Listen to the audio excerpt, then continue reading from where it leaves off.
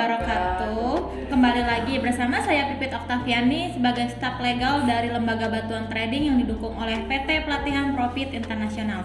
Kali ini saya akan membahas mengenai investasi bodong melalui internet. Investasi yang lazimnya disebut penanaman modal kini menjadi istilah yang sudah tidak asing lagi di kalangan masyarakat. Investasi merupakan komitmen menanamkan sejumlah dana pada satu atau lebih aset selama beberapa periode pada masa yang akan mendatang.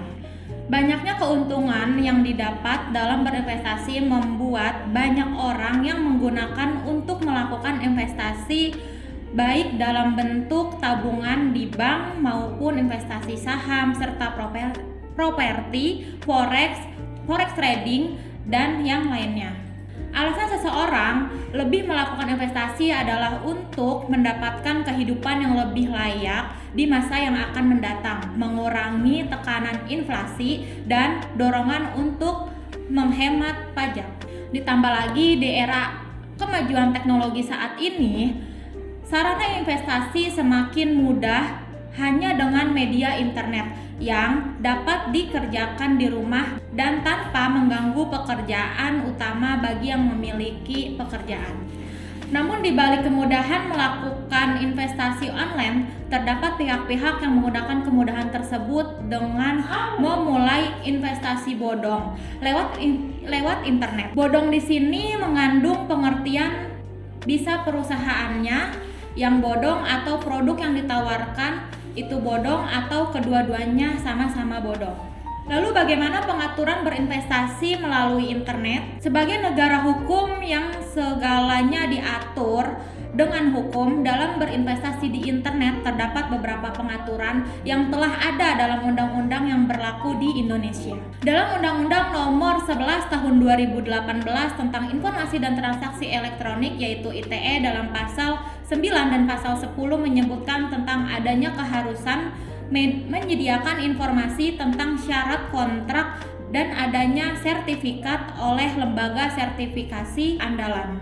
Pasal 9 yang berbunyi, pelaku usaha yang menawarkan produk melalui sistem elektronik harus menyediakan informasi yang lengkap dan benar berkaitan dengan syarat kontrak, produsen, dan produk yang ditawarkan. Sedangkan pasal 10 yang bunyinya sebagai berikut. Di ayat pertama, setiap pelaku usaha yang menyelenggarakan transaksi elektronik dapat disertifikasi oleh lembaga sertifikasi keandalan. Dan yang ayat kedua, ketentuan mengenai pembentukan lembaga sertifikasi keandalan sebagaimana dimaksud dalam ayat 1 diatur dengan peraturan pemerintah. Adapun peraturan pemerintah yang dimaksud pada pasal 10 tentang lembaga sertifikasi keandalan adalah peraturan pemerintah nomor 82 tahun 2012 tentang penyelenggaraan sistem dan transaksi elektronik. Dalam menanggulangi investasi bodong di internet, upaya-upaya yang dapat dilakukan adalah sebagai berikut. Yang pertama, mempertegas peraturan tentang investasi online. Di sini dimaksud untuk setiap pengusaha yang akan membuat situs investasi online terdapat suatu aturan yang jelas mengenai persyaratan khusus apa yang harus dipenuhi dalam mendirikan suatu situs investasi online sehingga diharapkan investasi bodong akan sulit berkembang. Yang kedua, mengharuskan adanya izin resmi untuk membuat situs investasi di internet. Dengan adanya pengharusan izin usaha akan mempersulit bagi pelaku-pelaku investasi bodong untuk memulai kejahatannya di dunia internet.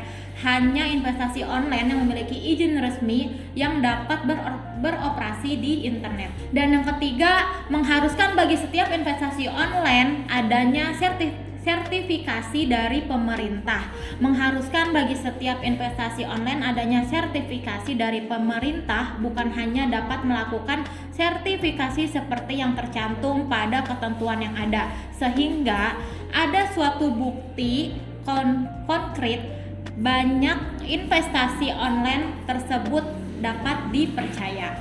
Yang keempat, mendata situs resmi dan memblokir situs-situs investasi. mendata situs resmi dan memblokir situs-situs investasi yang tidak memiliki izin dan sertifikat untuk menjalankan investasi online. Dan yang terakhir, berhati-hati dan teliti sebelum melakukan investasi online.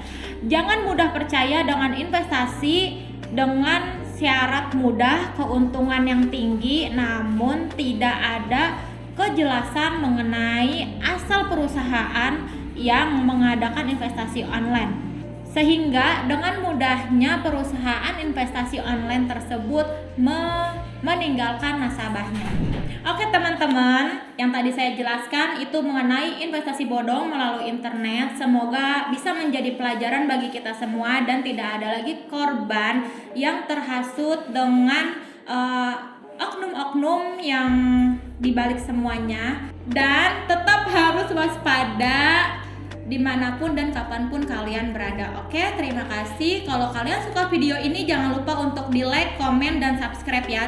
Dadah, wassalamualaikum warahmatullahi wabarakatuh.